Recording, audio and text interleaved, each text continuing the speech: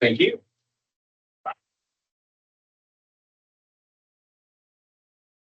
What? Oh, baby, Mike.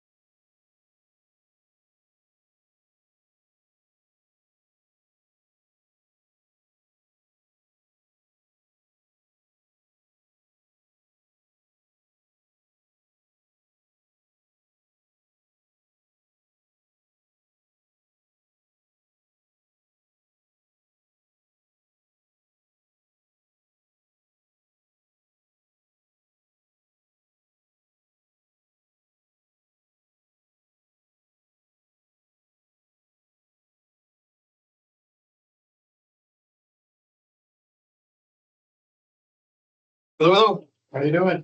Well.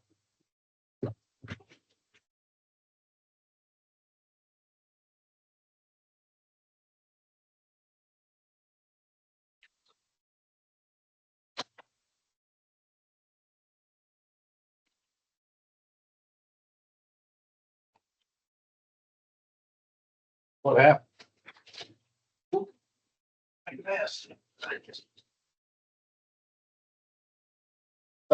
We just don't have good air circulation back here. Yeah.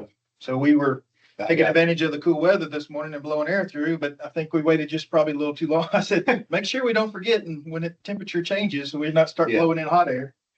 And I think everybody got distracted playing with the computer and ended up getting let it run.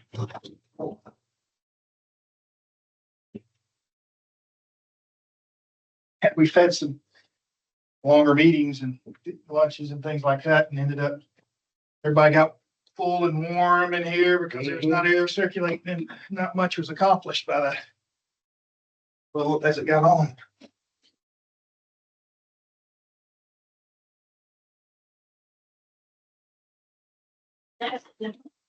You are. I don't know that corner. Yeah. Oh, there.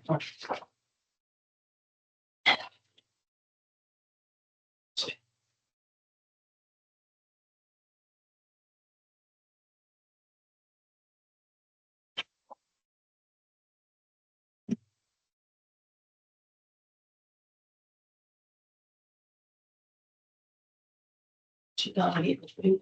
Huh? She gonna get the food. You get distracted at City Hall. She's going to City Hall first. Do what? She's going to City Hall first.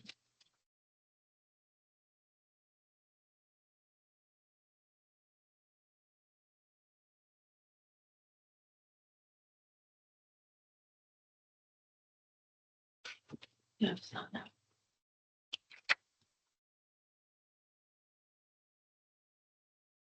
You want that too? I don't know what that is. What is that? It's a pen. Stop. Looks like a toothpick. So I got that. It's small. Rooms right in. I need to put who I'm with. You can. I thought everybody should take both ones. I don't think so. You'd be amazed if people don't know me. Kind of shocking, actually. Look, that. Why is it so slick? Did she pledge it? There's no telling. I can't move in that chair. Somebody will think I'm over here having issues. I heard you tinkering with this. Is you? He wanted me to get that recording. Yeah, is it up and? It's good. Yep, see the Okay. audio settings, you can close that. Close what? Next, all this. Get that X over there. Yeah.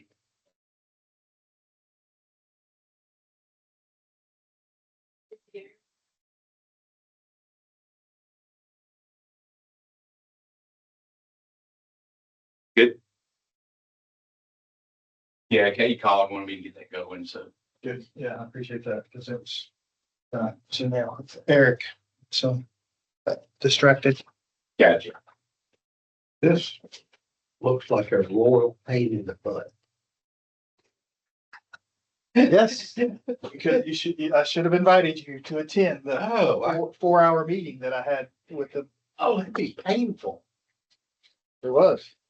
Yes, even though I did that as in my previous life, I did those meetings and Is that right? I was in charge of the ACIP and planning for the state in their aeronautics division, but, they've, they're a little bit more serious about planning now than they were when I was there. I was constantly fighting that fight back then, but Yeah. they had more money at the time. So how do you compete? How do engineers compete with planning? They just throw more money at it. Yeah. That's the state's way. Yeah. Well, now that there's a whole lot less money available, they actually have to plan ahead. And Okay. so it's a much, much bigger deal. But yes, that was a 4 hour meeting that even my staff was like, feel so sorry for you. When they were, because it was Yeah. state of Tennessee and my consultant and myself. And I mean, we had this room, the table full to go through everything. But it went well, I take it.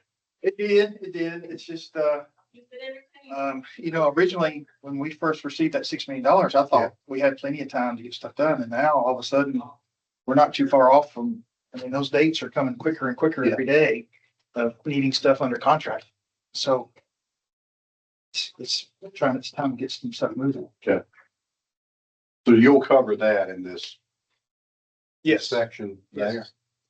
And a couple other things too that are just some information money wise and put some numbers out there and some stuff that got kicked down. There's a computer system right now is that this runs through is not operating properly. So I can't give you some real time numbers, but they're pretty close and an idea of where things have been rolled because we planned through 31. Okay. So I told the city treasurer that she's like, can you come do that for the city? So if they'd let me, I'd love to, but they're not about to let me actually plan something out at the city. Depends on what they want to do that next day. It seems like. Are you, Doing well, sir. How about you? is she the agenda person? The agenda? I can be. What you need? Well, I'm mainly concerned about the agenda for tonight. See if I'm planning commission. Oh, for playing. No, No, that's not me. no, at least will be here. She's right here. No, you can ask her when she goes. No, she's Tennessee flight train. Not used to seeing you without your shirt on. Yes, you don't have your label. I forgot. You know- Official sitting there. I do? Yeah. Oh, well. Totally forgot my shirt today, Paul. Wasn't even thinking. I need to hang around 6 o'clock tonight. I understand. But yeah, Lisa usually comes in and usually try to save in that seat back here. So let's take a walk.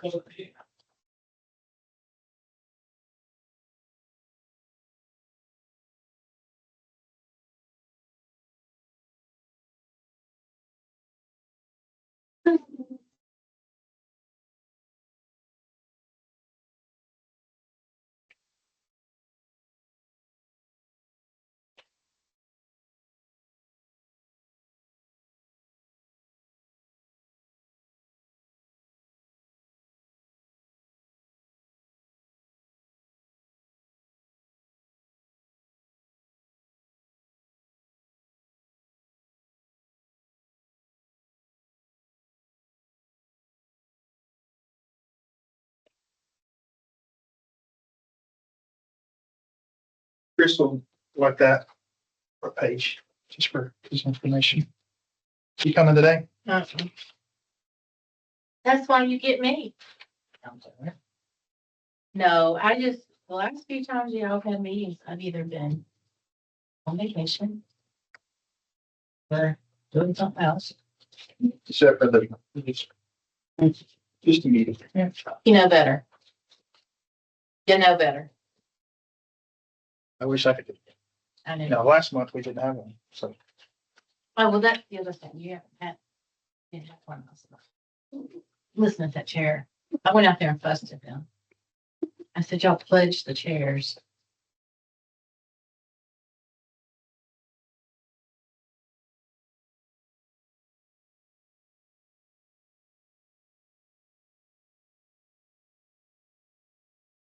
You love doing this every month. Do I like it? I thought this is what you said. No. I despise this. Ooh,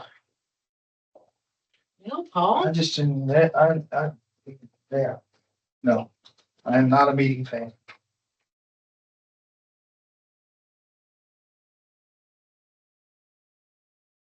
At all. Well, my husband used to say in the military, that was an hour of my life I'll never get back. Absolutely. You can also tell him it's a, what's a camel? Have you heard that statement? It's a horse developed by a committee. Never heard that one. That's good. All the extra.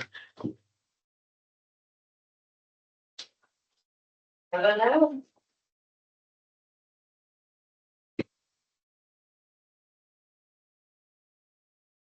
Hey, Laurie, I'll get that for you. What we got? Oh,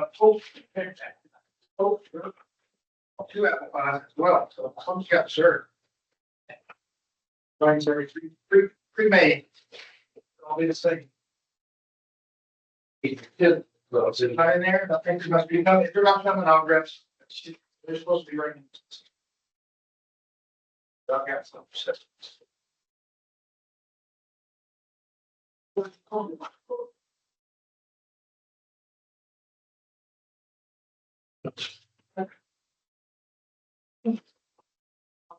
Lunch is here. Yeah. Hey, how are you? Fine, buddy. How are you doing, I'm young good, lady? sir. How are you? Here we go. Well, I heard you were under the weather. You okay?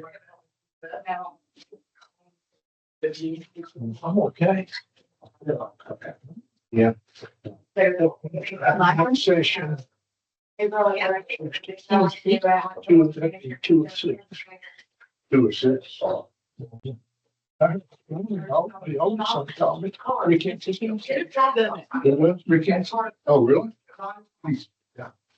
He liked the guy. He's a country player. They picked one away on the It got too hot. Got him in the hospital and started checking on him. And then they found. That's how he got it. Yeah, that's how he got it. There's no there. I got strange one for stuff.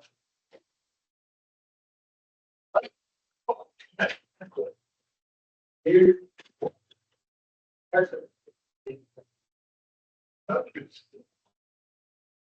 Hey, Randy. Hey, how are you today? Good. How are you? Good. It's mainly just purposes of he's using that address. So if she always says that he's using that address, it's just, that's not really in his, no, it's not in his lease. Yeah, no, business like that. That's what guys upstairs before I sit down here. Because the authority signs in his lease, they were rare. That's the main thing. It's for information. Bring them all to here and park. Probably find everybody. He has that more likely it's gonna be, most of the time they do a lot of road work. He calls up, it's buddy told me.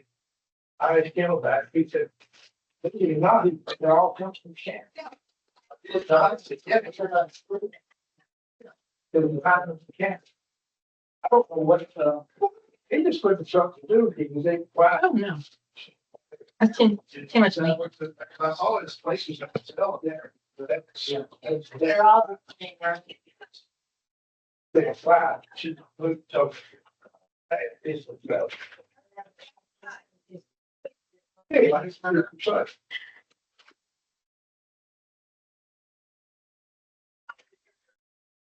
That is, do we have a checklist of just to have one in the future? Can you see them? They fit good? Probably gonna help your minutes. For that. I know we did good. Right. Don't tell Jerry. Yeah. Well, there is some gravy in there. Did you find that? Mhm. Okay, all right, good. Oh, I didn't know if it came with it on it or not. Huh? Did it come with gravy on it? yeah, and it's good. Yes, if somebody wants some gravy on their potatoes, there's extra gravy in there. It's good. Or unless you want to put gravy on your apple pie. Okay, no, a la mode on the apple pie. Yes, it all.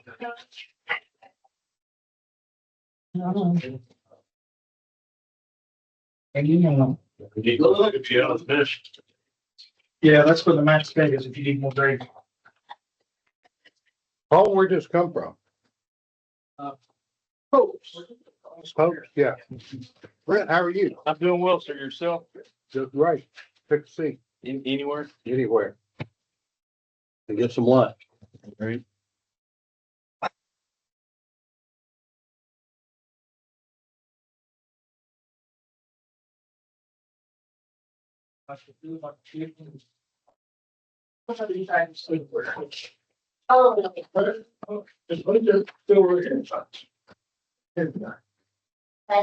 Probably that buzz cut's in fashion now, so you're okay.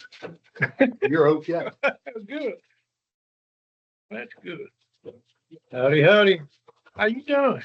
Well, How's your business doing around? We are, this is a busy time of year for us. Yeah. And aviation is really on fire right now. Yeah. So, which I'm happy to see. You know, No. if you listen to the news, you think we're in the midst of a horrible recession or something. I think it's a bifurcated economy. Yeah. This up here is doing great. Yeah. This down here, Not so much. Yeah. you know.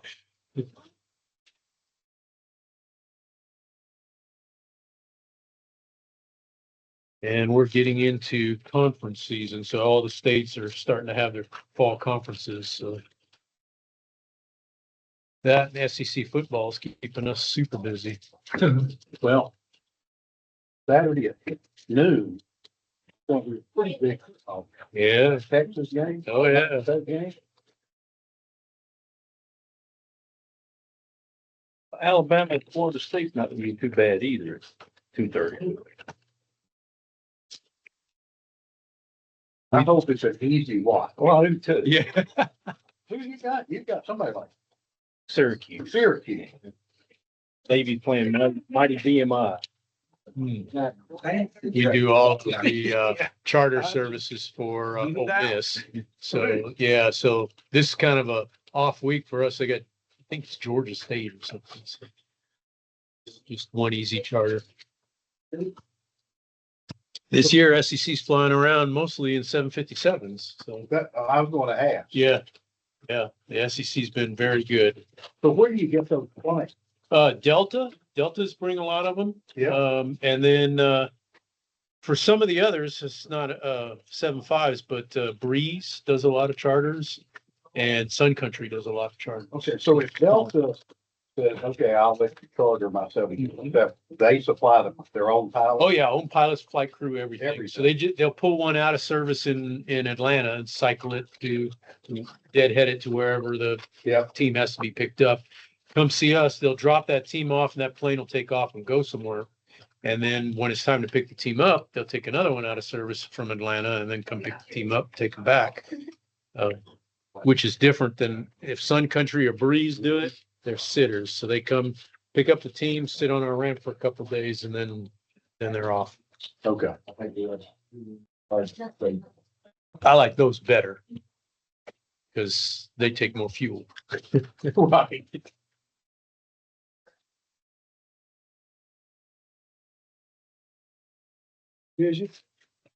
Yeah. Good.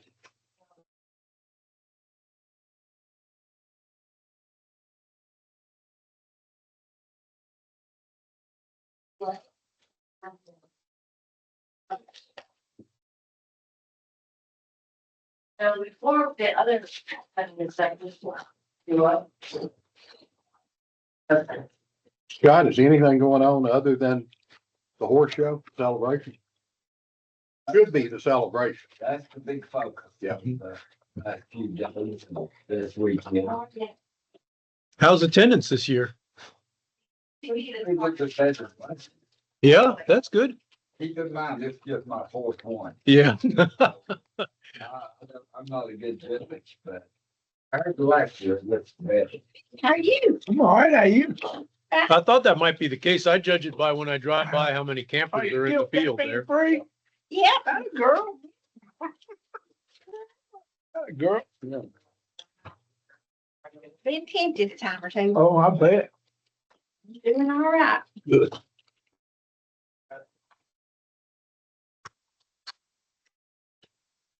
Randy, you about tonight's, know if he's on the plan, agenda.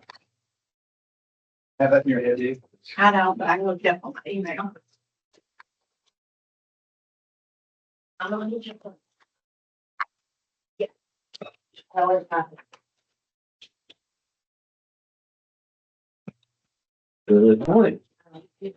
For a little while, yeah. Good morning. How's it going?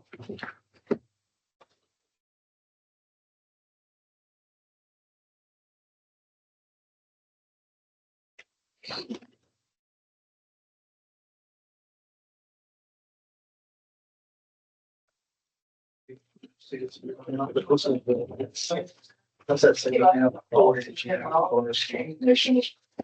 Money. Hello.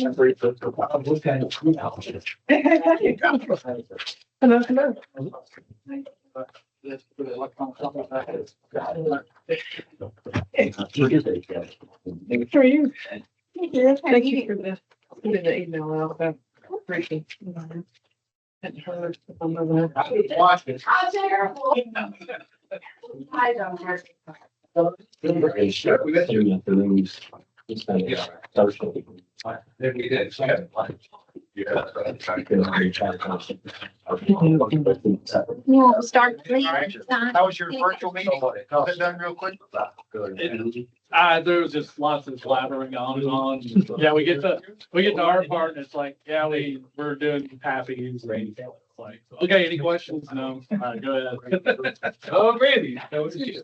Checking the box. That's all it was. Pretty much, yeah. No, I have the wrong name to be in the corner. That's right. Thank you. I always forget to bring one.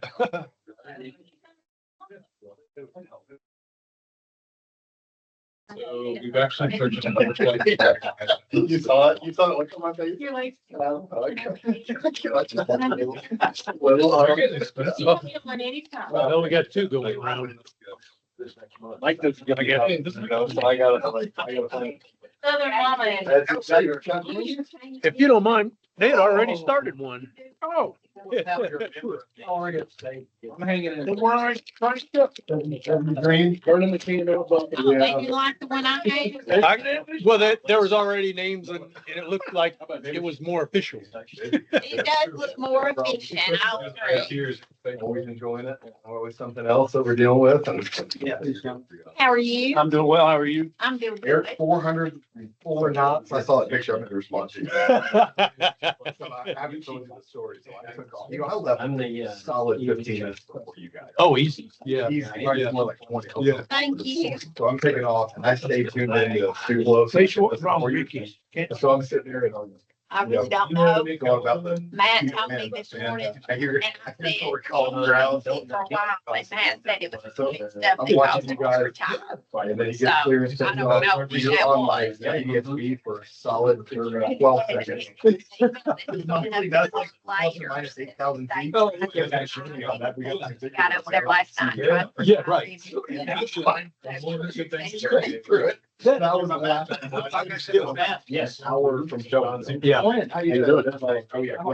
I think you see right here. I've seen it. I think we passed you up over Bay Springs. Yeah, oh, literally, I was sitting there and I was like, okay, so I'm watching the time tick down. I still have like 38 minutes to Shelbyville. And Yeah. you recall the 10-mile final. I was Yeah.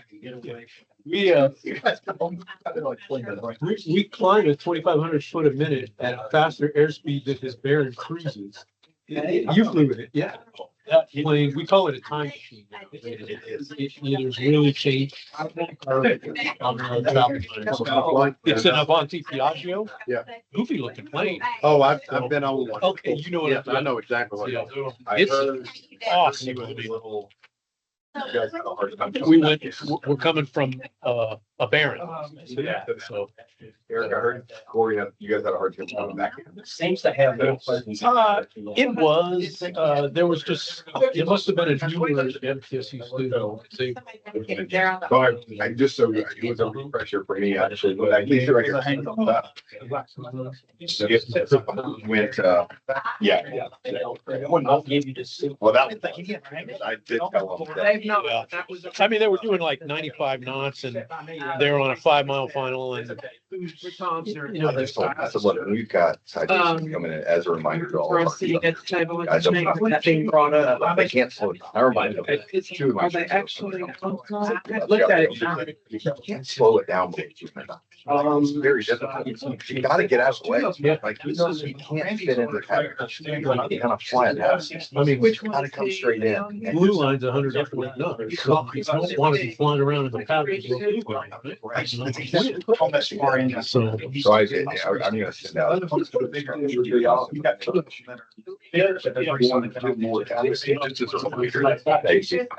These fast guys. How are you? Right, right. Just like. Oh. Been right into another. It's such a slid. The way it's designed, it's just so aerodynamic. I powered it. Are you? Combination of. Yeah, it's pushers and it's just leg and it's all.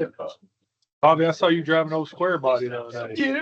Doing great. Red, you pulling into that, get that guy to do, you gonna get that guy to do some painting for you? Oh, C&K, he's the one that will paint it when you paint. Yeah. It dawned on me, but I didn't. Yeah, I want you to see my other truck. I could have flown back with you.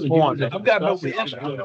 Why wouldn't the, Why wouldn't the paint's falling off? You got a nice cruise. Did he paint it? Hey, it's amazing. Oh, okay. I stopped by to see him. I've been here 25 years. Amazing. Yeah, I would like You to know, play. it was. I stopped by to see him. I was at home, sitting on the couch. You still have this? I just got it. I got it back when I pulled it. I mean, I literally parked the plane. I found sat down, one went and checked a couple emails. on the internet. I thought, man, that's pretty. I did a screenshot. I took him that picture. I said, that's what I want. That's her. That's sharp. Yeah, he's the man. If I had any of them, that's where it would go. It's about like a. This is, that's mine. Oh, Yeah, oh, yeah. Yours is It's big. faster than a lot of the Yeah, others. it's all original. Oh, that's all We were, original. of course, It's been repainted. speed is different than.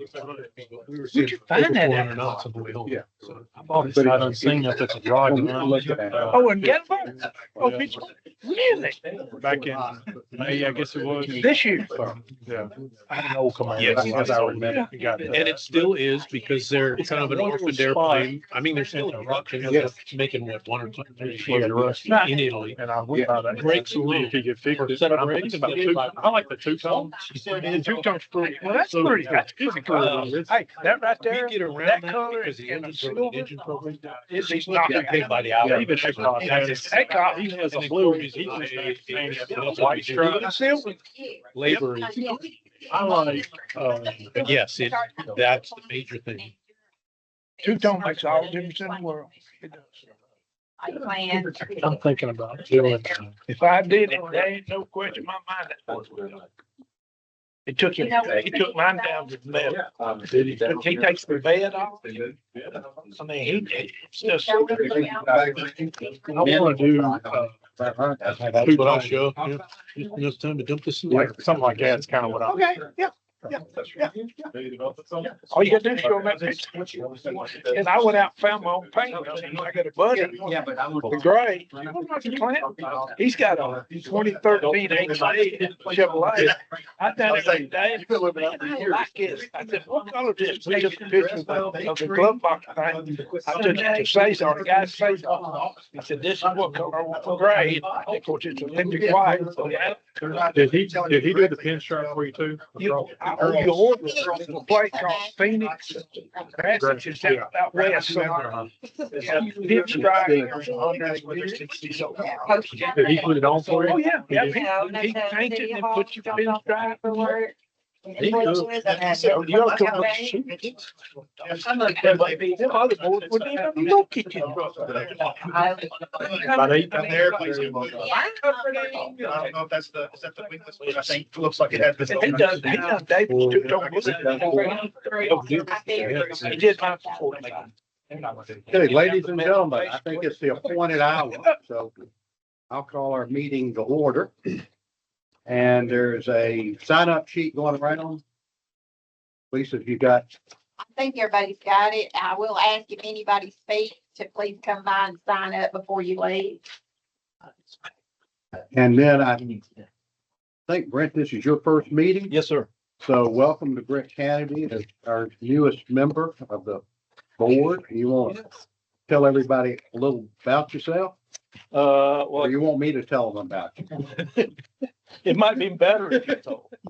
Well, I grew up in Shelbyville, went to the Naval Academy, graduated in '84, went to flight school, flew H-3s, H-60s from the Navy about 30 years, retired about 12 years ago, moved back, worked in community banking for a while, and now I'm a hobby farmer, I guess is what. Don't use the word hobby. It's not deductible. Okay. Glad to be here. Welcome. Welcome. Has everyone had a time to review the agenda? And I would look for a motion to approve the agenda. I'll make that motion. Second. Any discussion? All in favor? All right. Any opposed? Thank you. Any citizens' comments? Well, I didn't mean to look at it. Okay, hearing none, then approval of the minutes of the prior meeting. Everyone had a chance to review those. Any additions, corrections? Consider those approved. Then our new monthly discussion. I'm really looking forward to this. Instead of talking about the grass is mowed and a hinge is broken. So Paul, tell us about the capital improvement plan. Okay, you've got a packet there, and I know we addressed a lot of that the last meeting, just, and as much as anything, it was a lot of just explaining what it is. Now we're gonna get into a little more specific detail for us. This was a backup for a 4-hour meeting I had here with the state, and Matt had to suffer through it as well. And so the idea behind that meeting is so that we can get all the parties in the room together and sort of review and plan out what we see is going to happen over the next real 5 years and beyond, with more details going into what was not accomplished that was on our plan for last year, updating the numbers, moving numbers forward and projects forward based on where we are in those projects and things of that nature. So all these projects are what we see as capital and program investments for that have state and federal money involved in it. It doesn't get into what we're doing on the local level. We do that completely separate with the budget season. We do local capital. However, most of these do have a local share involved. So they are aware. Whenever I do update these numbers, when these numbers become final, what you can see on this front page, it shows that they're asking for final numbers by the middle of September. So by the time that all the numbers, Matt's guys are going through and scrubbing numbers too to see if anything needs to be updated, things of that nature. We're looking at like you see here, it's FY 27 and beyond. So the things that are happening this year are set. So it's stuff that's on beyond past that. So some of the things that we looked at were, what did we feel like we were going to accomplish this FY? And then in turn, push what needed to be pushed and or add to. One of the things that we were trying to get wrapped up, because there are some different programs that are coming to an end, such as, there's a separate attachment. There's some bipartisan infrastructure money that's still out there. That's starting to come to an end. And so they're pushing to get some of those things taken care of and spent, money obligated. Also, in our situation, we have a different scenario, which originally, when they first came to us with the federal set aside that we received from Scott Desjardins' office, it seemed like it was a long ways off. Well, all of a sudden it's not. It's just, it's getting closer and closer. So we have to have all that, as a reminder, we have to have all that money obligated to a contract by June, the end of June of 26. So for them to obligate that money, they have to have bids in hand. So work. Yeah. Ask Matt about that. We make regular phone calls back and forth to try to move that forwards, because it does.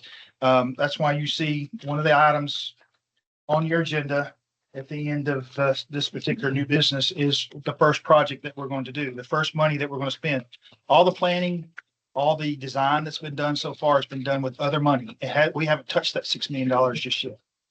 And we kind of did that on purpose. The hope was the first time we touch it was going to be for construction, to actually turn some dirt.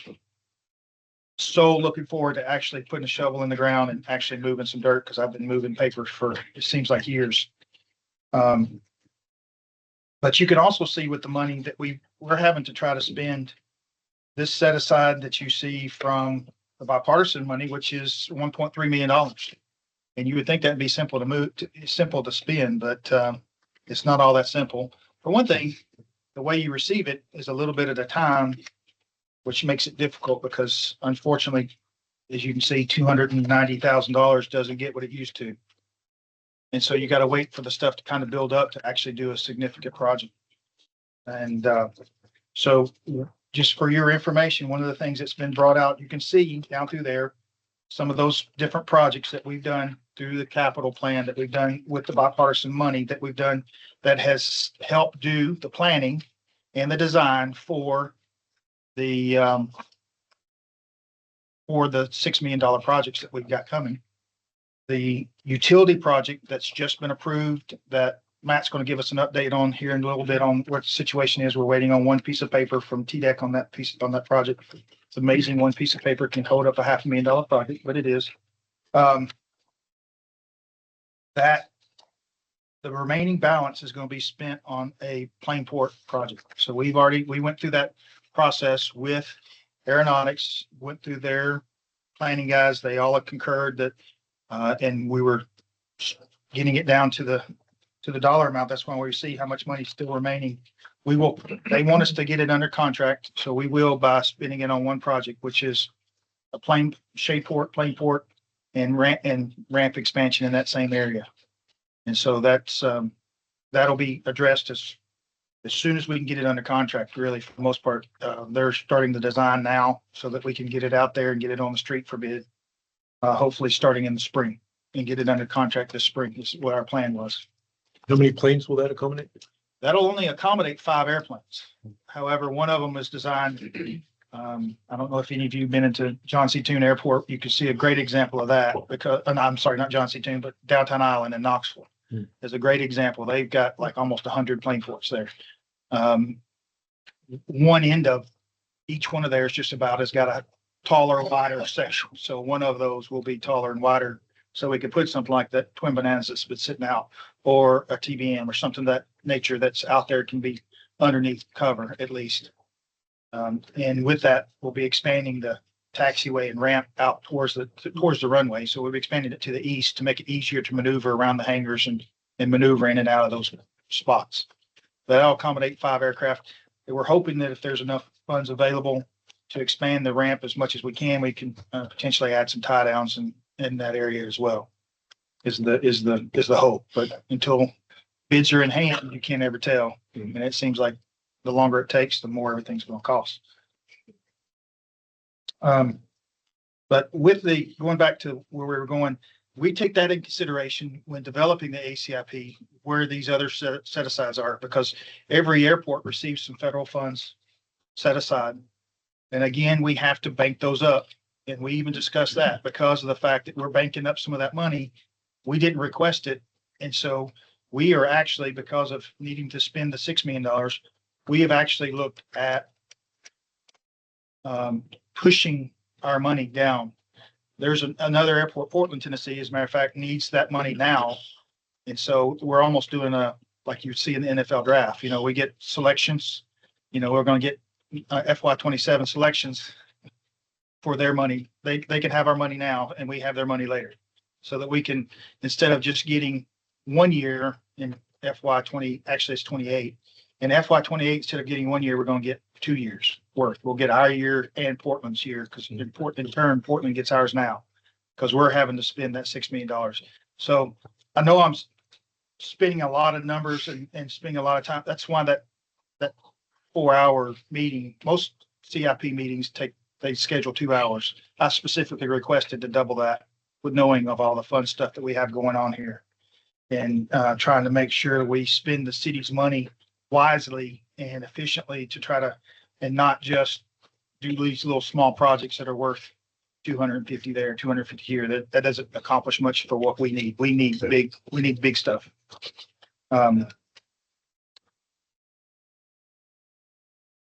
We in turn have, when that final, you can see these numbers that are in this package. If you've got some nice magnifying glasses, because those numbers are really small. When they printed them out and sent them to me, I was like, you've got to be kidding me. There's no way I can read those numbers. But when the state adjusts, because the state goes through, after they've met with every single general aviation airport in Tennessee, they go through and massage those numbers and match them up together to make sure that the state side of things match up. And then they basically say, these are the numbers. We know this is your wish list. These are the numbers that we'll program in it. So they'll say, we'll entertain 2 projects on the list. If you could have 4 projects on the list, we'll entertain 2 of them. Or there's different varieties of that. Ours are pretty tame, but you can see we've planned all the way out land acquisition. We've planned stuff out all the way up to 31, to where we've looked at every project that we have out there and how to make those work with our airport layout plan. Everything from what's the next hangar that's coming. So we've already got design started for a hangar the first hangar hasn't been built, but we've already started the design for the hangar next to it.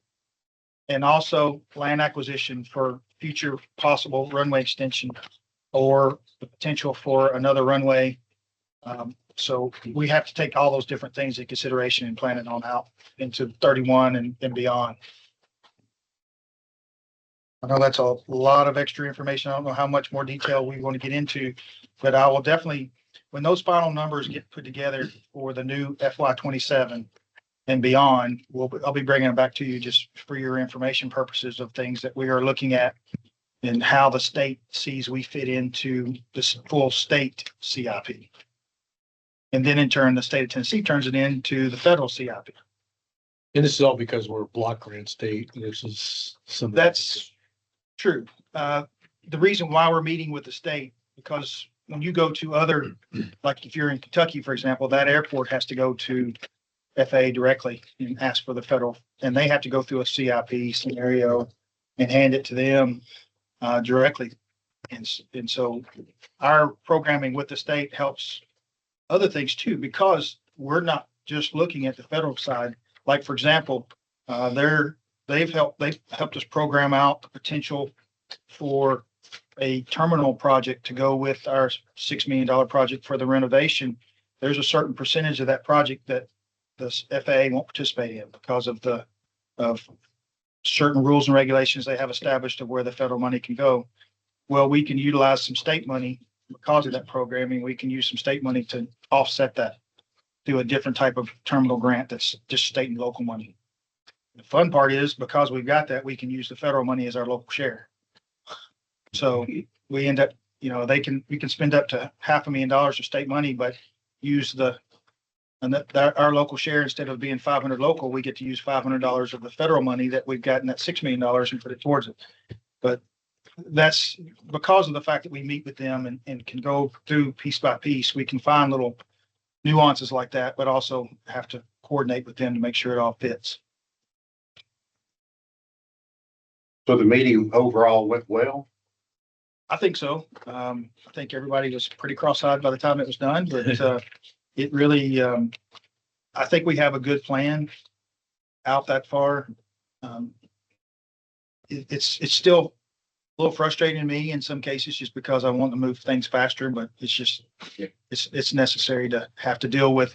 And if you kind of look at our plan, you'll see sort of a construction year, a design year, construction year, design year, construction year, design, sort of the way it lays out.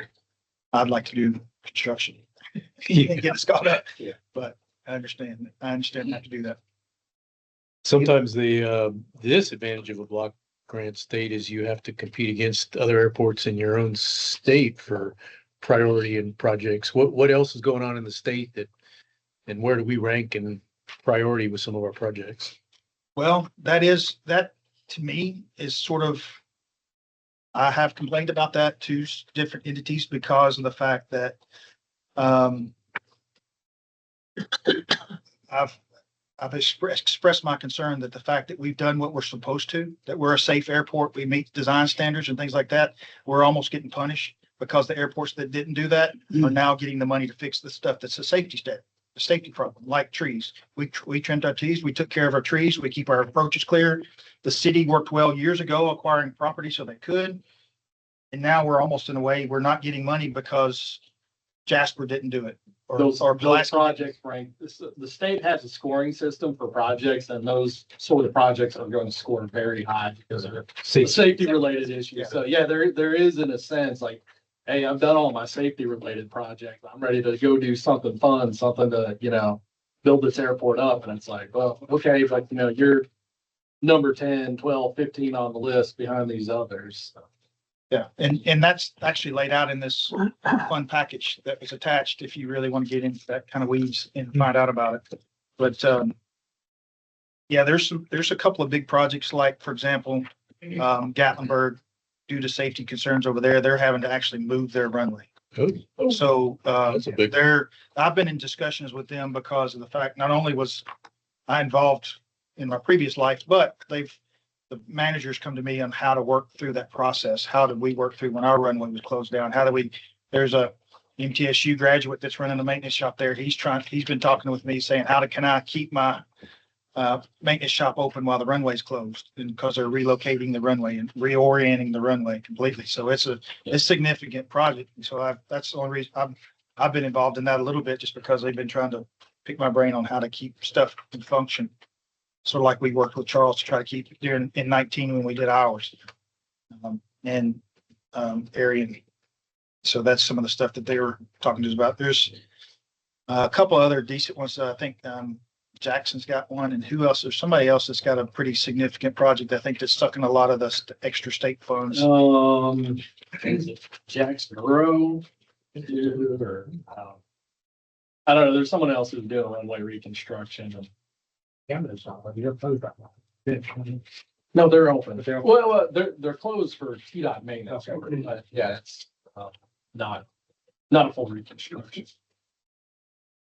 From here, Gainesboro, I think it is. So that is sometimes to me is bothersome, is that I have to let other safety projects get ahead of some of the stuff that we need for expansion. It's time for us to expand as we need to, because we've done what I don't think the states, when they did their priority plan, in my opinion, they didn't take into consideration that somebody actually completed it. And so now it's what's next. They didn't ever look to what's next, because they've always been fighting to get those first things done. Right. I did it. We did it. So what's next? And the state's like, I don't know. That's the way it seems like to me. That could be my opinion. Okay. Good report. Any other questions? All right, so shall we go to old business? Paul, what do you want to tell us about the aerial building? Well, I asked, when I first put it on there, it's been on here as old business, and I think it'll stay old business for quite some time because I keep talking to the people the company that presented it. Yes. And so I've asked Matt to give us an update on it because it's not seeming to appear as I've been told. I'll be super quick just with an update. We'll take up a lot of time on this, but I'm going to echo what Paul said about nobody moves as fast as you want to move. So we've definitely been in that scenario, pushing this a little bit. The building that we have found, it's been a long time since we got this approved to make sure we found a really nice building, which we did. I'm really excited about it. Show Paul some pictures of it, but getting it on site and getting it relocated has been a royal pain in the rear. If anybody's seen Tom Hanks movie, every 2 weeks, right? They say Money Pit every 2 weeks. Yes, there's 2 more weeks it'll be here. So long story short, building ideally was supposed to be starting to be delivered this past Monday. Would have been great to show everybody that's here at the board what it's going to look like, but it will be this coming Monday. So next board meeting will be awesome. I think my next board meeting will be doing not let's go out and look at the building that's starting getting put together, but actually a tour. So I'm looking forward to that. So that's really the update. Monday is great. And we had the gas lines actually striped. That was the most recent discussion that put a little bit of a delay in it. To make sure that we did get all those marked, because it's the way the building's designed, it could go on top of the gas lines. I won't go into long detail, but long story short, the way they're marked, it's actually perfect. It will fit between them. So it's just an extra layer of safety that we put in of not interfering with those at all. So that's our update. We're excited. Thanks again for the board. Sorry that it's taken so long. I want things to move a lot faster than anybody else will, but we're rocking and rolling moving forward. So next board meeting, I can't wait to be able to show you guys. You'll be able to pull in and actually see some things happening. Yeah. The only thing that it's turned out pretty well that the digging wise is putting in the sewer. Other than that, everything that they're designing is on top of the ground. So everything is, it's going to be easily to be picked up and moved, which is good. Because I mean, originally there was some discussion about having to have footings and footers and different things of that nature that they're not going to have.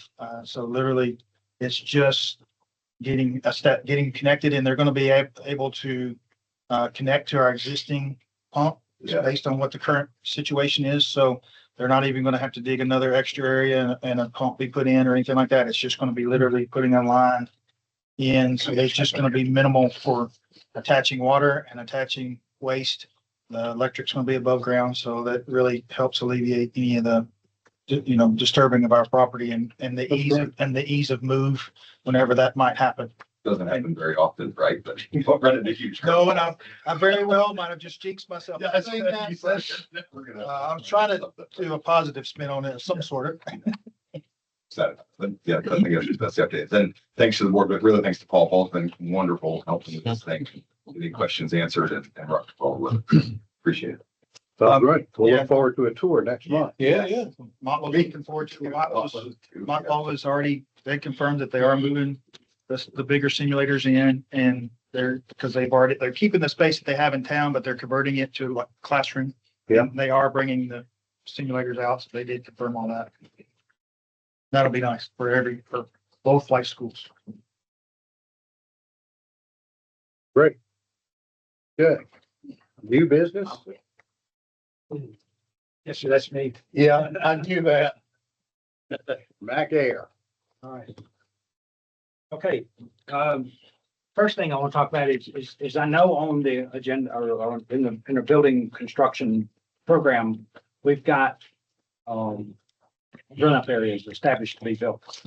Okay, it's too far off because last week I had a situation and is thinking one of Matt's airplanes. I was out running a Baron, a 58P Baron. It's got 700 horsepower, full throttle in the run-up area. That we've been using with far in the runway, the widest one. I was parallel with the runway. So I'm sitting there running this airplane up.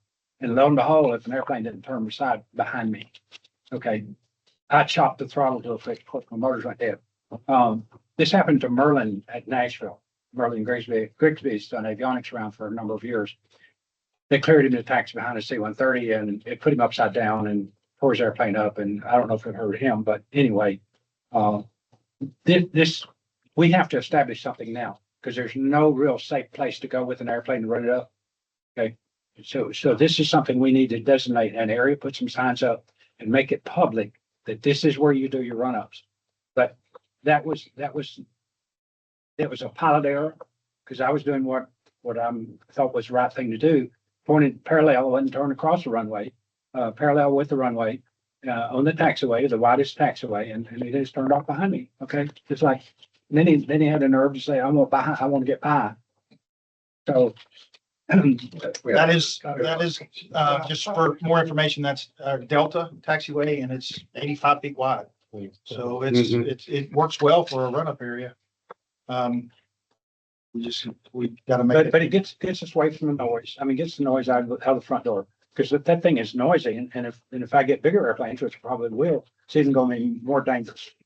So we need to come up with some sort of plan and not delay, because I have to run up airplanes every day. And so this is going to be a problem. I just don't want anybody hurt, is what I don't want to tear up any property. So what is the actual request? You're asking for the board to just designate a certain area and instruct anyone who uses the airport, Right. They can't come through there? Right. While there's an airplane there, they cannot come through there. So what we would do if somebody, Well, see, that's Because it's a real safety issue. it is a safety issue, but, I don't know that it would be as big a concern if there wasn't so much training going on here, Yeah. because most every other pilot knows better. I think some students, I think, are just, they've probably been thinking they did a short field or something like that, or they were trying to get back in the pattern quickly, and they got off and, for some reason, or else they got slow in front of somebody else and they tried to quickly get out of their way or something like that. In this particular case, they landed on 1-8 and they went to the far end of the runway to turn off right behind me. So they went all the way down the runway and then turned off behind me. Instead of going one more taxiway, another 50 yards, they turned right behind me. Scared me. Okay. So, it's hard enough to keep up with what's going on in the cockpit when you're doing a ground run like that and you're trying to evaluate what's going on, let alone watching for traffic. so I guess I'm still trying to get my head around this. Does this need to be a permanent area where no one else transverses at all? It needs to be established and advertised to everybody here, MTSU, Matt's group, every student and every pilot needs to be notified that this is it's used as a run-up area. Stay clear when an airplane is doing a run-up. Okay, so Do not use it when there's an airplane there. Needs to be some signs, designated run-up area. Because otherwise there's nowhere to go. Yeah, you would think with 650 acres, we'd find a place, but we We'll have we- one, but we we will, haven't but- built it. Yeah, we have, Right, right, That's the, that's Yeah, the well, issue. that's the issue. C. Let's designate something that we've got already that's a safe place to do it. Put signs up. I mean, it wouldn't take much to say and then notify everybody that's here. Could we do it right here? I mean, right off the building next to the Quonset. I mean, you guys do some run-ups there. We were doing ours on this side of the ramp. It's really, you don't have space to do a run-up. Right, yeah. MTSU, you guys are doing them, I think, over on your ramp over there, when they're coming on the taxiway. We actually, from the terminal building, asked them to move from doing those run-ups right there because of the noise. Same situation Yeah. that they have, reason why they can't do it next to their building because it vibrates off the building.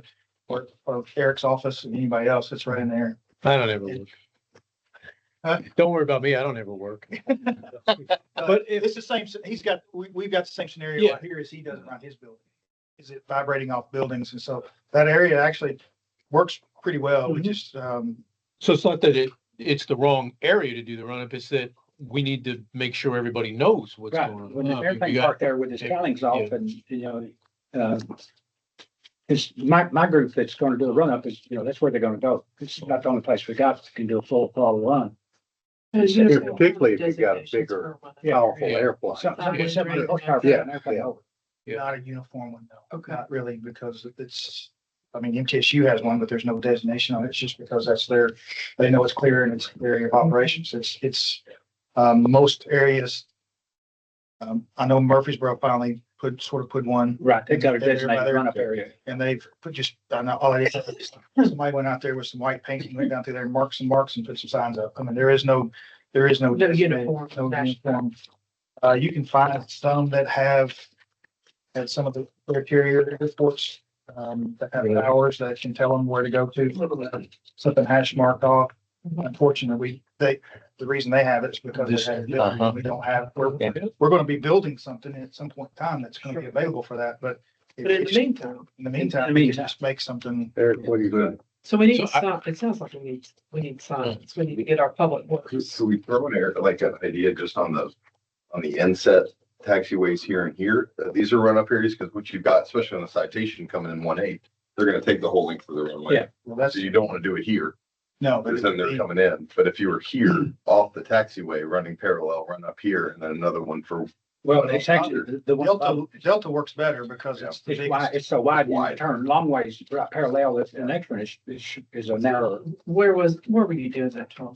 Where was that? It's Delta, it's the one that's just south on the photo. You of the look in your TX. diagram, it's the orange one. Point it out. Delta. Yeah. It's the wider, Yeah, the the wider big one one. here. So It's almost the same width as the one. So that's a good place to do that. Is the aircraft trying to use Delta behind you, like taxi on the taxiway itself? They can still go down the taxiway or the runway you want. Yeah, we had, I mean, that was our plan. So we pull off, I pull off, Not doing that, but it was, there's plenty of room to turn a barn around there, or just about anything we work on, turn around there and put it parallel with the runway, because you don't want to blow across it. I mean, it sounds like very simple solution is we just publish some sort of communication and disseminate it to the different tenants and flight schools and post it in the FBO. And Yeah. I don't know if you can issue a notum or, I mean, because it sounds like very little impact actually, right? I think so. I don't know. a little bit hard on the thing, run up area on Delta. We can go that far then, but This week we could, I mean, there is that. I mean, We you have can that put out, capability on you that. can Wasp. put out a notum, and it says that this area used for run up and aircrafts in space to avoid that. Taxiway, or that portion of it. it's all short term, right? You've got a plan to do bump out. Yeah. Well, for you'll, Paul, you want to take that one and I don't think it'd be an expensive or hard thing to do. It's just everybody needs to be aware of it. Yeah. And if, I mean, if you can find me another place I can run those big motors, I'd be happy to do it. But it's gonna be in somebody's front door. And they're noisy. Do we even need So to vote on continue with anything? or- Delta. Yeah, only other spot could potentially be available would be at the very end of the taxiway on the far south side. Then you gotta go that much further. And if you ever have a situation where something releases, that could be an issue. So that's why it works best in Delta. Yeah. Okay, yes, I can take care of that. okay. So So what exactly are we doing? We're just sending notice out to all the parties? Or are you All doing your signage tenants- as well? All the tenants here at the airport. Or, and will there be, I'll work with our Public Works Department to come up with some signage that we can, some low-level frangible signage that will allow us to sort of mark off that area as much. as we Caution can. run up area. Yeah, okay, Cool. and we'll try not to, I didn't know. I'll see if we have to put anything on the taxiway. I'd rather not just because but we can see, we'll see how it works. If we need to go that far, but if nothing else, we'll definitely get some signage out. I think signage is important instead of just relying on, word of mouth or emails or Yeah, anything like there's that. Great. Yeah, I think you post it and put signs up and then something happens. Yeah. You say, I tried. Yeah. Pilot in command. I think we do signage for sure. Okay, that was, not hangar lease issue, but it's a safety issue that I want to talk about. Thank you. The next part I want to talk about is the north hangar. Okay, and I'm still considering expanding the maintenance that we have because our building is not big enough to do, especially since we have avionics next door now. So our building is not big enough of actually making the north hangar, evicting all those people that are in there and put them out somewhere and making that into a maintenance hangar. Okay, in looking at the hangar, it does need some repairs. The ceiling's falling in a good many places where it's leaked. It's sort of ragged looking inside. But the biggest issue is there's not enough electricity for me to move a business in there because it supplies electricity to Gary Boyce's hangar. It supplies electricity to Gary's hangar. There are some other unlabeled 80 amp breakers in there that I don't know where they go. Okay. Good question. So before I could even move in there, that will have to be cleaned out because I'll have to have everything that 200 amp offers. So in that, I don't feel like that's my, that's, and by the way, who's paying the electricity for that much current to flow to those other buildings? So the city's paying for electricity for somebody. Well, I'm paying, this is in my rent and I'm paying for electricity for somebody else. So that's not going to be a cheap solution because they will probably have to have service put at the building. Okay, and so, I mean, I don't want to create a nightmare for everybody involved and a lot of expense, but I'm not going to have their service put in there, and I've got a lease on the building to use it as I see fit. So, but I do need the availability of everything that the building has to offer. So it probably needs to have a study done on what it would take, and let the tenants who are borrowing electricity from that building get their own meter and their own service. That's what I'd recommend, because I could move in there with the little bit of power that's available. Or because the box right now has almost exceeded its 200 amp limit with the number of breakers it's in it. And two of them go to King. He's got several breakers that go down his end, and then the other one goes across to Gary Boyce's, and then there's another large one. I don't know where it goes. It's not labeled. There's 240 amp breakers. Turn it off, see who squawks. Hmm? Turn it off, see who squawks. Yeah. I hate to say it like this, it's my building. I can turn them all off. Okay, but that's not the way you approach this.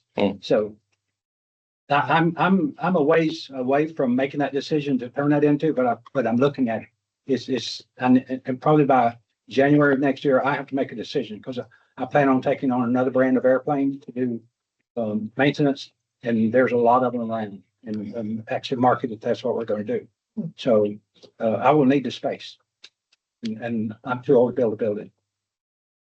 I'm not too old to build a building. I'm too old to enjoy the life of the building.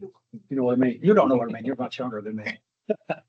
So let me just ask a question, because I remember when we leased the North Hangar to you, and we did it, I'm gonna simplify this, but I think we did it because we wanted to get out of the, what do we call it? Storage and movement. Yeah. The movement issues and liability, insurance issues and all of that. Right. When, under the lease, is the lease for, so this is probably a legal question. I'll need to see the list. Well, I know. I'm not gonna remember it. I'm sorry. No, I know, but is the lease for storage of airplanes, or is the lease to do maintenance and other things in it as well? Or does it?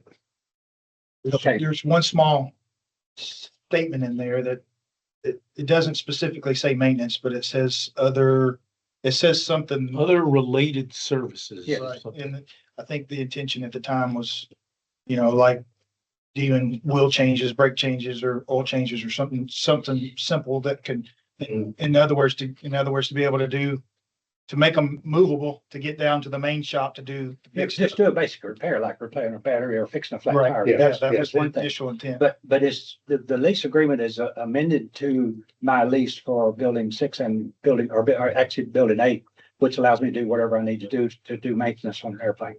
So it sort of includes the storage, and that was the primary purpose of it, to reduce the amount of money that the city was spending on damage. And it's done that because you've not had a damaged airplane since then.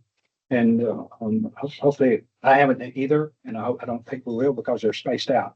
But we're at the point, just like everything else, we got growing pains. We need to do something. And Is this a three-phase breaker? Or you got three-phase service in this building that you're talking about? I don't It's think it does. It's 122, just- 40? Yeah. I don't need 3 phase. Nobody needs, okay, so it ain't, it's not, okay. But the service will have to be moved to the other buildings, the service will have to come. But no, I don't need 3 phase. The other one shouldn't need three-phase either, then should they? No. They don't have, it, yeah. I went up there and looked at the breaker box, and it looks like the Boyce hanger. It comes into the breaker box at right about where the door is going into the north hangar, and then the Boyce power goes straight up to the roof, across the other side, down the wall, and then I guess underground to his hangar. And it looks like he only has, he's got a 240 breaker that's 30 amps, so, Something like that. or no, 220, so 40 amp. And then he had one other, so he's got maybe 50 amps at the most. And then it's sort of all mixed up on the panel as to what power went over to the king side and what power was on the north hanger side. So Not a way to take it, an electrician could come in and rewire in the main breaker where you're talking about. You can step aside and give Different. King and give Yeah. them. Well, the problem with that is his breaker is gonna be in my space. That's right. And I don't allow people in my space unless we're attending. but can't you just, I mean, it's against an exterior wall. I'm not an electrician, but couldn't you just flip that to the exterior wall side and put some sort of weatherproof little? Yeah, and lock, fix it where it can be locked and stuff. Yeah. Be A lot of simple to do that, equipment. but they'd still be there when the power comes in. Yeah. But there's not enough. Huh. There's not enough, according to the loading, there's not enough for us to move even a good sized compressor in there. Yeah, just for the board's information, that building was actually purchased down the street And moved. and relocated and then built there. It's 100 by 200 building that was built. And then when they got here, pilots got together and put the ends on it with Bob Bomar doing the directing and constructing and added those doors on the end. But it was just from the site where the plant, what's it called now? It's not Morelli, but, or is it, what's what? It's Morelli. Yeah, Morelli used to be Calsonic. When they built Calsonic, that was on the site. And they took the metal down and shipped it here, shipped it up the road. Bob was a Wheeler dealer. And so, they put it up. And so when they divided it for King, they just built the wall. They didn't do any, they didn't divide anything. It's not a firewall. Not a firewall. It's not, Okay, that's another it's problem. not a, I can't even tell you if electricians ever touched that panel. There's no telling because, it was done with local, very, very local support. So like a lot of stuff was done around here originally. Is it serviced overhead or underground? It's overhead. It's overhead. Yes. So Duck River, so stuff, Yes. they can come in and upsize that bank and make, Yeah. and provide the service. That's not, if you're everything where it's hooked on, you're So I don't want to start a bunch of costs associated with evaluation and what I've got to do until we decide that. Yeah. That's not an expense. that I it can shouldn't bear. be a big deal to upsize and transform the service pole. Yeah. I mean, that Duck River, that's what they do. Paul, does the city have somebody that you could just go out and look and say, this is gonna be a big deal, or hey, this should be easy before we spend any money? I know there's a gentleman at Public Works we call in to support city buildings.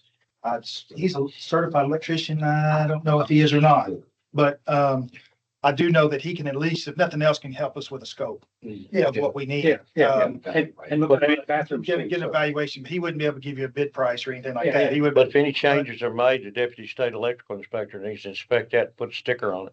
Right. Oh, You know, if you burn that's the only way you burn they're gonna something do it. down, Duck you got a River's safety not- issue. Yeah, that's my biggest concern that I've had based on my experience here in this terminal building is there are a few electricians that whenever I've asked them to do something, they say, well, if I touch it, I've got to do That's X, exactly Y, right. Z. I've got to bring all this up. That's It's exactly gonna cost right. you about $100,000. Protects them, yeah. Yeah. And then I've had others that have Well, been able to work with us. So I'm afraid that's my only concern up there as far as that part's concerned is Mhm. what hornet's nest are we gonna open up? Mhm. However, I'm sure also changing the type of service, there's going to be some other things. I know I checked with Lisa as far as insurance was concerned. Our insurance people seem to be fine as long as they adhere to proper codes. Going to the codes department, Brian says, of course, firewall, the proper permits associated with the firewall. Electrical permits are minimal, like 25 and 25 or something like that for those are nothing to it. It's just, so those would have to be inspected through the codes department, just like a firewall would be. He did not seem to think, but based on square footage and the age of the building, that it would have to be sprinkled. But that would be up to the fire marshal. That was just the codes. I did not talk to the fire marshal yet. That was just the codes department. The other would be, depending on the type of service that you provide an oil water separator like you got in 8. Yeah, then, yeah. And so that could be, if you're Yeah. gonna get into that extreme, that you might have to do that. So it might be that you're, you know, you might It might be- need to get in the lease. Things that- In the lease scenario, it Yeah. could be that you need to get specific as to what you're willing to do in that building and see if that makes a difference. Mhm. I don't know. I'd have to ask Brian for more details as to what causes that. Is it, you know, if you're touching oil and gas, is that the deal? If it's airframe, does that matter? And Or if it's avionics where they're not doing any engine work. then it might not be a factor for an oil water separator. And so it might be that you move just certain parts of your business up there. Yeah, that's make what, that's room. what I said, we could offload part of the business. Yeah, and something like that, but we would need to get into the lease perspective. You know, detailing that out there so that there's backup for why this X was, you know, X and Y wasn't done Mhm. because of that. But a issue that it is right now is, the airport has a key to go in the hangar, and they always call, hey, can we go in the hangar? Of course you can. But Pierre Boyce does not, and neither does, King have a key, and their circuit breakers are in that portion of that I insure. So it's a problem for me to give them a key when it's not their part of the building.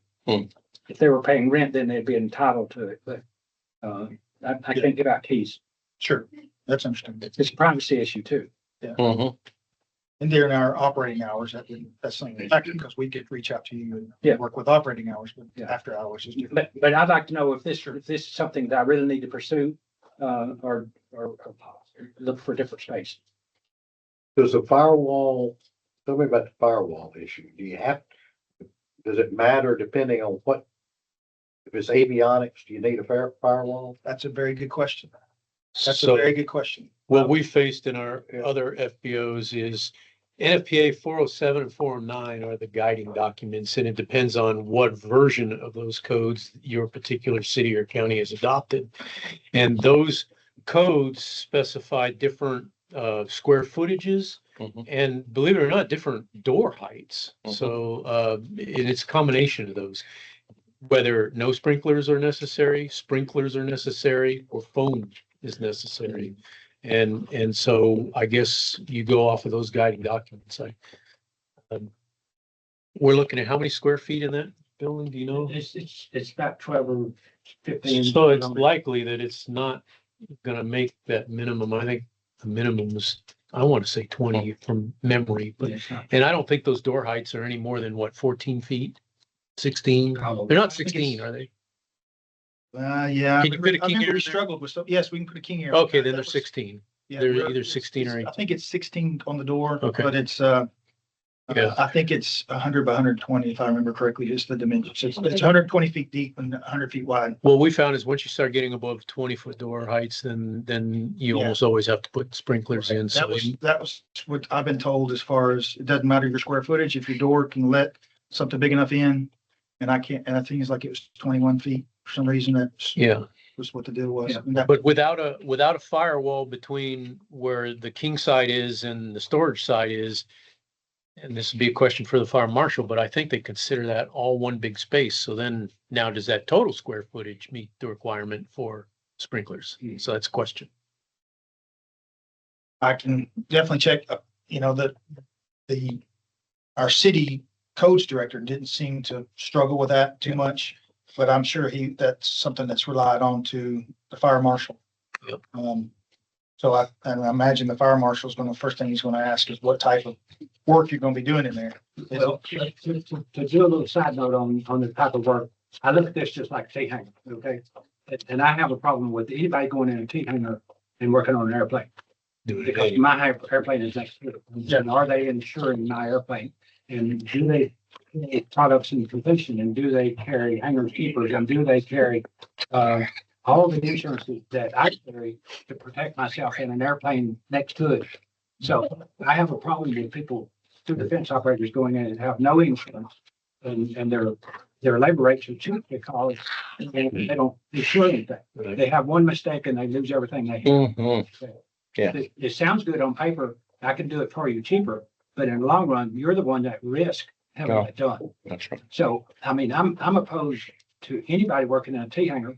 And when we go to John Coon or BNA, which we do on a frequent basis, or to Owensboro or Camden or Tullahoma, I call the airport manager before I go, what do you want to see of my insurance? To see that I'm a legitimate operation and I insure for everything that I do, to protect you and me.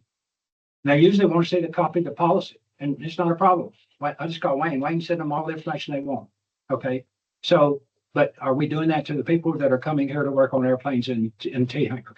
Because I have 2 T hangars and airplanes there, and I don't want to come down here one day and somebody next door working on Mark Caduto's and it's on fire and burned down and my airplane burns down next to it.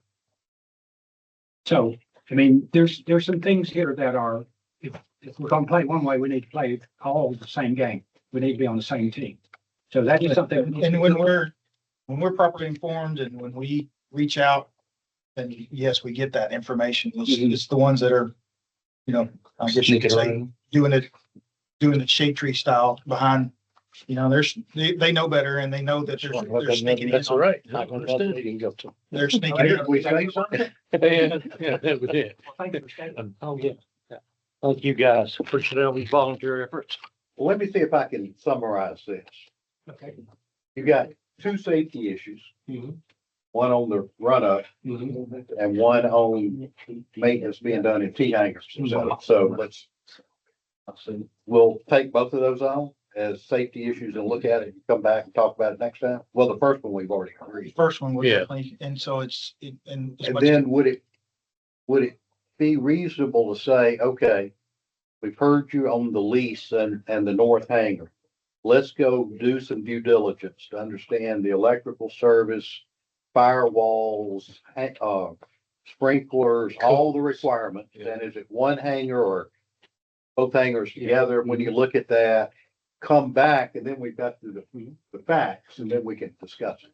Does that work? Yeah, I think it's much as anything, but they also, I think, presenting it to you today was to make sure that we weren't spinning wheels. Is that something that you would entertain if that does come back? I don't know. Yeah. That wasn't the question. Okay, I kind of think that's putting the cart before the horse. I'm just saying, I mean, I can see that, but I just didn't want to sit there and gather and a bunch of us jump through hoops and spend money and things like that and then it not. be- Well, I don't think they So- can, figure it out so they know All right. about the electrical. Yeah, think but I do think it's turns gonna out require Duck River. I mean, we can get city's electrician. But that's not gonna be a final report from Duck River. I think for anything that we do and approve, we need to know if we can go forward based on what. Yeah. the They'll professionals are upgrade, doing. they'll upgrade. I mean, is it triplex service they feeding it or is it 3-wire open? What? I didn't take that. Okay. I mean, haven't taken- If they need to upgrade the triplex and the transformer bank, I mean, they'll do it. I'm confident they'll do it, but I think not only do they need to do it, but they also needed to do it and divide it by 3 based on what he's telling us. I mean, because there will be 3 tenants in one Absolutely. building.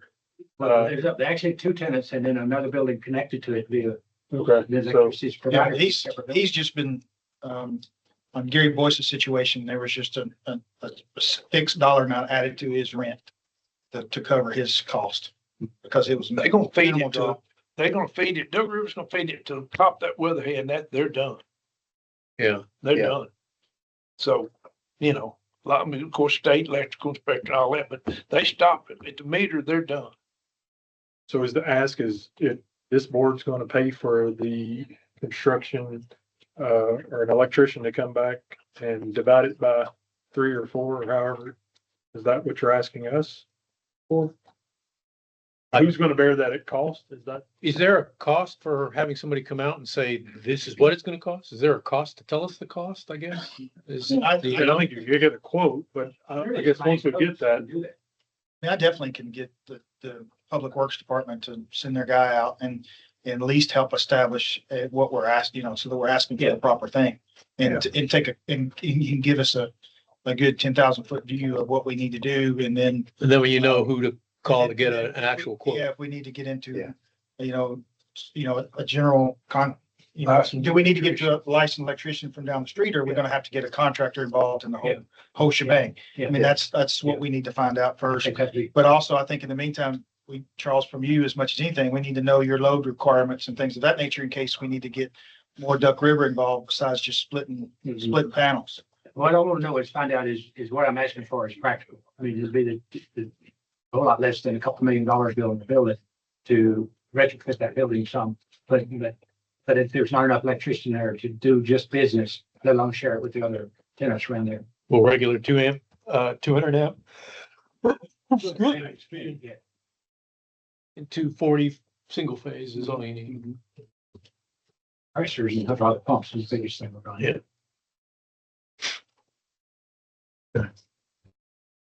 All right, We need to vote on, I guess. No. so I think we're just, No, I think we just. we're going to That is marching orders, right? yeah, Yep. marching orders for additional information for next month. For next month. yes. Sounds good. That work? Okay, if I bored you to death with my request. Yes. Was there anything else? Didn't I have three things?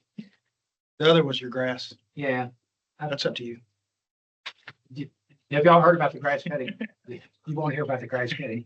Sounds like it. They avoid grass cutting. I'm never to tell of the grass cutting. Okay. All right, shall we go on to the Gary Boyce? The, Is that different than what we just heard about? yes, Okay, this is not related to his electricity. This is, Oh. the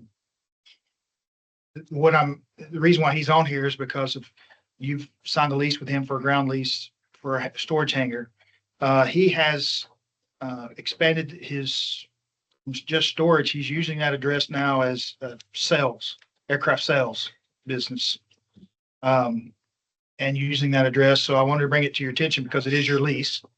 And also to find out if you need, if you want him back in here to make any kind of adjustments or anything like that.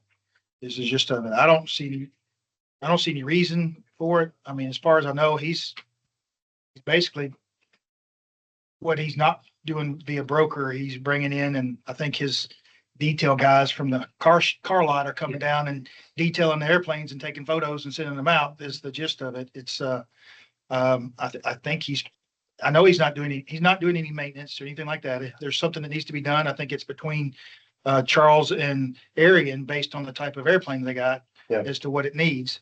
So it's not like he's not getting into that to where we're having some of the same safety concerns that we just addressed.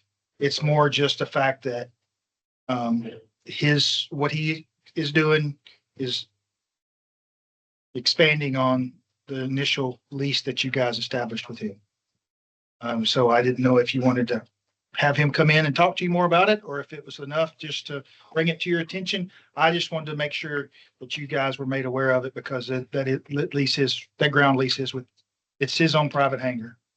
It is your ground lease. Well, that's right. That's his hangar. He built it.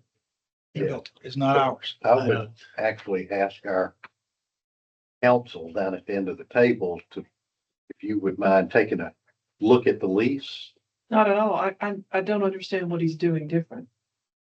The only thing is the ground lease was designed for him just to be storing an airplane. And now His personal airplane. his personal airplanes. Now he's using it as a business address for a business to sell airplanes. Is he selling airplanes out of it? There are occasions where they're on his ramp and can't tell you for sure, but That's a brand new business. but it's whether or not it's in the I would say hangar. you need to bring him in. So it's whether or not you want to That's establish. not a business. That's a I can personal add use just a versus little bit, business. a little bit of that, because before he started doing this, he wanted to know how I avoided paying taxes on airplanes. And I said, Gary, I have a business license and I have a dealer's license and I'm registered with FAA. Okay, I can buy as many airplanes as I want to and not pay taxes on them until I sell them. Because I usually buy derelict airplanes, fix them, and sell them, or airplanes that need big repairs. So it allows me, why would I want to pay tax on something I'm not going to keep? So he said, well, I'll just get a dealer's license. So because he's got like 5 or 6. So he's talking about selling his own airplanes? No, not, he's buying all those RVs. He's not going to sell his Piper. But that was the whole intent of buying an airplane, not having to pay taxes on it. So if you just turn it, flip it and sell it. I mean, I think we definitely need to have him back in here Yes. if the lease is specific as this is a hangar for personal use versus business use. Does it say that in the, I mean, I don't know. I This have to question. look at that again. If because look at I did I not, mean, I think that's, we need to look at it. we emailed it out to you, but I Yeah, don't, we had, and I read it I've before. read way too You're many making the different assumption that places we in, read the email? So, Well, we may not have been reading it It's for not- that language either. yeah, so So- that was my thing. I read over, All I right, read over some of the things. let me but I read it to you. Yeah, okay. Tenant agrees that it shall use the premises on a non-commercial basis. only Well, for the following purpose. Yeah, I thought that was in there. That's why, because I knew there was some logic for reason I put it on the It's agenda. different. I just thought. Yeah, You so, said different rates for commercial businesses. That's just. Yeah. Yeah. okay. Okay, so I will, ask Gary to join us next month Sounds great. and he will be considered old business, Miss Lisa. Thank you. Is an airplane license, retail airplane license different than auto sales? Yeah. Vehicle is different. It's different. It's different altogether. Okay. And he's gone through the proper channels and, Has his And- license. and has his license through the city. Yeah, through the city. Well, you have to have a Picked up the business hobby license. business. Yes, You have he to did. register with the state that you're aircraft. Like Curtis. And then he's required to collect sales tax on an airplane he sells Right. unless he delivers it out of state. It seems like in one of our prior leases too, that we had specifically discussed the amount of insurance a person had to carry. Yes, sir. And I think that should be different for someone who's in business than storing one airplane. So Yes, sir.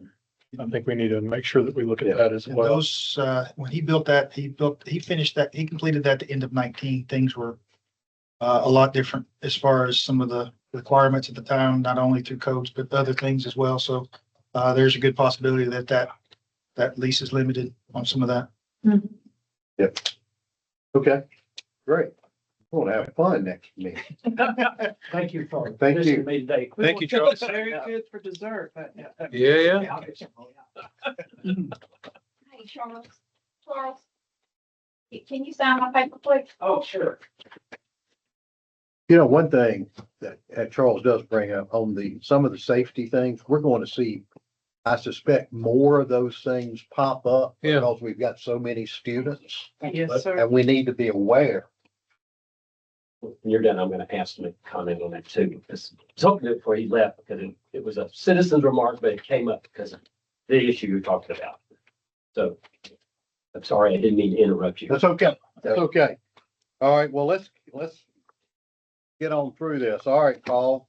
Taxiway and run up. Construction. Yeah, Good segue. yeah.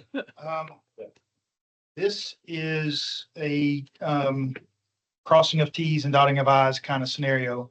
Also, I was going to have Matt sort of give a quick update but there's still some questions whether or not it needs to go before the city council, but I wanted to make sure that if there was any concerns, we took care of it here. And it was recommended because this is the first project to finally get to spend some of that $6 million. Yeah. And so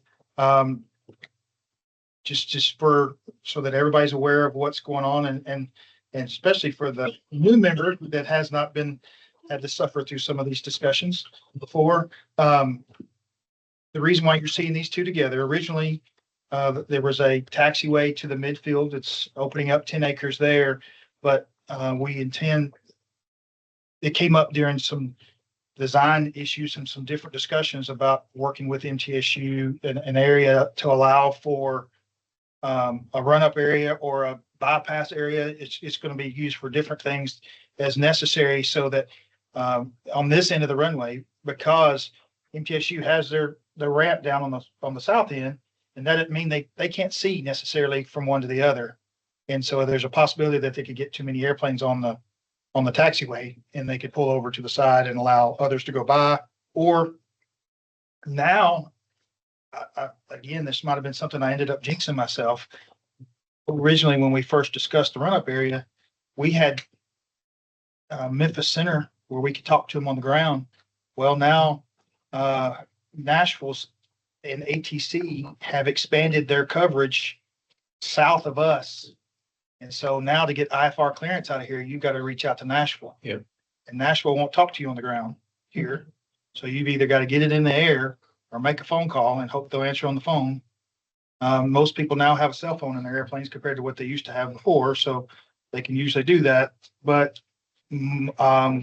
everybody that seems to be coming in and out of here is struggling with proper ATC coverage not now, because mainly I think you referenced it before, got the cart before the horse. I think procedures and the actual operations guys at ATC didn't talk to each other. And so they don't have they have elevated coverage and radio coverage at about 1,800 feet, but they don't have it all the way down here on the ground like we used to have. So there's going to be more need for areas for people to sit and hold while they're Yep. waiting on ATC to get back with them with IFR. It's only gonna get worse when Nashville goes Class Bravo too. That's. They will. But in the That's the meantime, next I'm step. hoping that their procedures guys and their facilities guys will catch up with their procedures guys, what I'm trying to say. Because they have a tower sitting right there that's been Memphis that they could easily convert over to the proper frequency for Nashville. And put them on and get it off the 18.4 and get it on the proper 120, 175 or whatever it is now that they're having to reach out to Nashville for. And it'll work to our benefit. Is this only us? Is Tullahoma, Smyrna having the same issue, or is it just us? Smyrna Smyrna has a does it tower. because they have a tower. Okay. Tullahoma, yes, is starting to affect people leaving to the north out of Tullahoma, and it's affecting Lewisburg as well. It's got an odd shape to it. It's affecting Dixon now as well. It's not like a nice perfect circle around Nashville that expands out. It's got a warped shape to it. And the thing is they haven't really communicated to us because the only thing originally that they talked to us was in October, one of our missed approaches was going to be played with a little bit. That was going to be in October. And then all of a sudden we got this. If it hadn't been for one of the students of Tennessee flight training that happens to do some training for ATC, we wouldn't have known about it. And then they're looking on their ForeFlight and it says contact Nashville approach instead of contacting Memphis. And so for those that are coming out of here regularly that aren't used to looking at those plates anymore because they've been doing it for so many years. Yeah, Memphis says contact Nashville. Or if they'll talk to them. But that's another whole sidebar that I didn't really mean to get into, but it turns out that run-up area is going to be needed even more. Yeah. But this is an official request. This is is it on the north end now? So you will have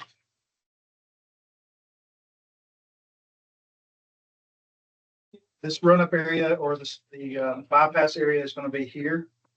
And I think Matt was able to design it well enough to hold two airplanes on this end because we start having some terrain issues here with some drainage and things like that it was starting to get out of hand to have more than that, but it'll be here. And then the midfield taxiway that's on there as well as this. And so they combine the two because of unit prices in hopes that it'll be a bigger project, get more people enticed, more, there used to be, one or two people that would bid on any kind of asphalt projects in this area. And now if that has some more yardage involved, then we're able to expand and get some other people involved to get some better bid prices. Okay. And that's another thing that I mentioned earlier. We can't get a contract on this particular project until we have bids in hand. Yeah. So we need to be moving and Matt's been working with the city to make sure that, there's any bid dates and things of that nature. But I think they're still trying to figure out if it needs to go for council because it's been mentioned. I mean, I've done a full presentation to council on all these projects. So there There's is. even a PowerPoint out there for them to go back and reference if they need to. So we haven't issued an RFP. No. What are you thinking about? The design is ready though. I think we're ready to do The that. design is ready. Yeah, I'm gonna have the bid package ready early next week, so Okay. I'm aiming for Tuesday to have that ready, and if it's, if we get clearance and everything, we can go ahead and get that advertisement out. Yeah, like I said, this is just a necessary evil to go in case it's needed to go to. You're blessing it, recommending it, even though you've done it before. You've blessed all those projects as a whole. This is Right. that one particular project, just so that The bids will have to go. Yeah, the bids will have to go. the bids after the fact, it's just whether the first part, the request for the First request for proposals has to go to Yes, council. that's stayed. We have to go to which I can put it on, We can get it on next Monday. week's agenda, yeah, because we We can hadn't get had it the, we hadn't had the study session yet. So you can do and all that is just a business item for them to So, stay, but that's not us, that's a state but requirement. yeah, Requests for proposals have to be Have to be. authorized by the council. This is a bid, request for bid. One of you said request for proposal. I did, maybe you didn't Request for bids. You don't need an Advertisement for bids or, yeah, request. Advertisement for bids. Bids is a different thing. Yeah, yeah. I wouldn't think so, because the council already approved the schedule. That's where, that was why I said there is that possibility. I wanted to make sure that this was taken care of just in case it went one way or the other. We made sure that our part was taken care of. And then it was up to the city to determine if it needed to be on the agenda or not. Okay. Lori will be able to look at your package and know whether it's appropriate. You want a motion from them to recommend that this project go out to bid, That's correct. just in case we need to do that next week. Yes. Okay. I'll make that motion. We, send this out for bid. Okay. Be approved by the council. Motion made and seconded. Any discussion? All in favor? Do you anticipate that the project will be completed this year? I mean, we're bumping up against cold season coming up. I hate to say that. Well, it just happens to be there's another item on the agenda that we can I was add gonna to that. say, We'll discuss that, but no, yeah, I do think there may be a winter pause in this project, just because of how late in the year it is. We may go get some of the earthwork done. Ideally, you'd like to get stone down, something like that, to kind of stabilize the site and then come back. And that way, you'd be kind of front of the line next year to go ahead and get paving Open the done. paving. Yeah. If it stays warm, maybe it sticks open. We get a contractor who's really motivated to wrap it up at the end of the year. But yeah, I would say prepare for the potential of a winter shutdown on it. Right.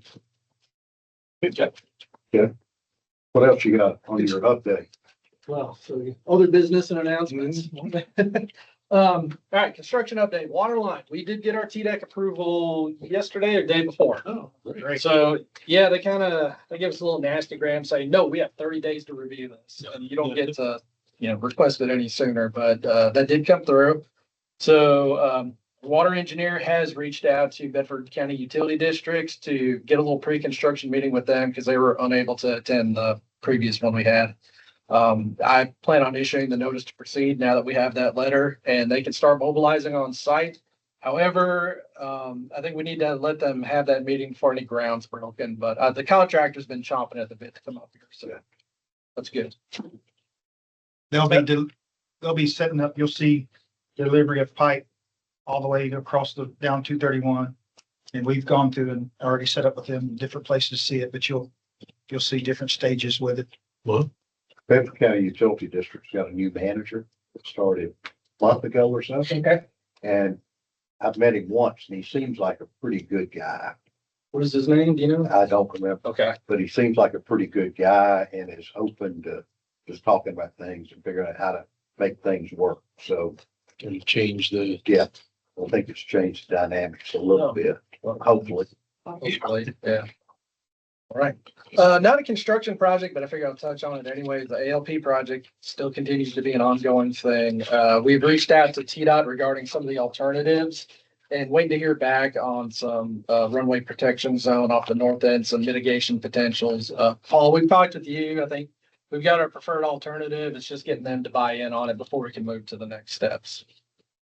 The control tower project, we are looking, so the sub-consultant we've been working with who does the benefit cost analysis and application process, their benefit cost analysis program they do is a little stricter than what the FAA does. And we're getting really close to that 1.0 threshold that they need. We're looking to gather a little more information on revenues generated by the airport. I think once we get that and a little bit of updates on the tower operation, the VER tower operations we have, I think we're at a good point where we can exceed that threshold or get close enough to it to where we turn it into the FAA and tell them, let's go with it. And like I said, we meet the 1.0 threshold with the FAA. That gets us started on submitting the application. And then that application stirs the next few steps, which would be kicking off environmental and siting and some other items. So You'll actually see, that's part of the reason why you saw, there's a little blurb on the write-up of the report where I gathered all the different businesses and private employees that are on this field. So you could see what number of people are employed on this airport besides, I didn't count Eric. his business is different. It's its own animal, but I did, all the different businesses and how many employees they have on the field besides the city itself. So you can see I went ahead and put that data in the written report so that you can have it just for your information. And the city can have it for whoever else reads it. Right. I don't know if even the council reads the report. Do they? Paul, and Paul, Every word of it. and Paul kind of touched on it earlier, the shade port project. So, we've kind of got that set up. I've been talking with our people. We've had a bit of an increase in the scope of that project. Initially, we were just looking at kind of the metal structure and expanding out the taxiway a little bit, but now we're looking at additional parking, things of that nature, and we'll get that updated with the capital improvement plan. But that's another one, hoping to kick off here pretty soon. It also addresses. Really get going in design on It that. addresses for those that are listening that might be T-hanger tenants. It helps address some drainage problems we have up there too. Yep. It's gonna help a lot of that up. in I there. think we're gonna end up piping a lot of that down there, so we won't have to open exposed ditches and Yes. mosquito breeding grounds. Terminal project, again, the one, Paul, you had mentioned. So I'm going through the drawings that you had sent previously, the updates you want to do. Looking to I've started identifying kind of what's eligible under the federal money. I've reached out to TDOT to get a better idea of what's that. I don't know if they have the same, I'm sure it's not the same exact rules, but if there's stipulations with them on what might be eligible in the project versus not. Trying to hash that out a little bit. So when we do get the grant request in and, we can identify, hey, these areas, these are going to be federal money areas. These areas here, it's going to be state money / local money, whatever it is. They literally get into the details of if you got a janitor's closet that's not eligible, Yes. they want the percentage of the roof above the janitor's closet that's Yes. not eligible. And Just because it's a roof, you would think it's a roof, but no, that particular square inch of work over that closet that's not eligible doesn't count. So you gotta take that number out. exactly. The dollar. Some of the things like Is that, ADA accessibility, the elevator, things like that, that's pretty easy sell to them, but doorway entrances, even, HVAC, is it cooling a private office? Is it cooling a general area? It's nitpicking. And it's just getting that all lined up before we go and make those requests. And see what else. Aeronautics gave us the impression that they'll be able to cover anything that's different. Yeah, they're much more flexible with their rules on what they can do.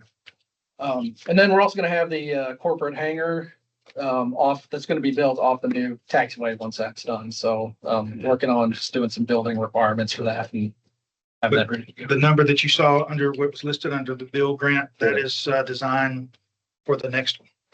That's the one that's gonna go next to it, that we're hoping to encourage the Yes. city to Yep. to move on after one gets built, the next. Exactly. Okay. That's all I got. That's all you got? We have one safety comment. Okay, safety comment, Charles talked about, bringing other mechanics and stuff on base. I understand the thing that, but for the folks that have T-hangers, I hope to be one of them soon. There is certain maintenance that is authorized by the FAA for private people, like changing your oil, changing your tires and things like that. I would respectfully request that the committee look like, hey, at least let the people do stuff that's relatively safe and is authorized by folks at the same time. For example, I can't do any maintenance at all in North Hangar. I've got to pull everything outside. And if it's hot or raining or something like that, I can't do it. If I have a T-hanger, I would be able to do it there. So I'm saying, from a safety perspective, common sense thing in there. And that's the end of that. I do have one business related thing related to what he said, if I could change hats for a minute. What? Okay. I'll take off my private hat. I'm going to put on a real estate professional hat. I went to a advisory board from Middle Tennessee Associated of Realtors yesterday. We talked to the city and to the county, and they're happy because there's lots of new business and stuff moving into the area and stuff in here. And one of their concerns is the water and the sewer stuff. We talked about water already. Mm-hmm. And as that stuff comes up, that's probably going to be an impact. I think you're probably included in that already, but that's just another heads up for things in that. And I asked for a restaurant because there's only one day during the month that you can get breakfast here. So, we're hoping to, somebody will help us. Thank you. Thank you. Anything else? Shall we adjourn? We shall. I'll make the motion. And it carries. Thank you very much. Thank you. I should get it out.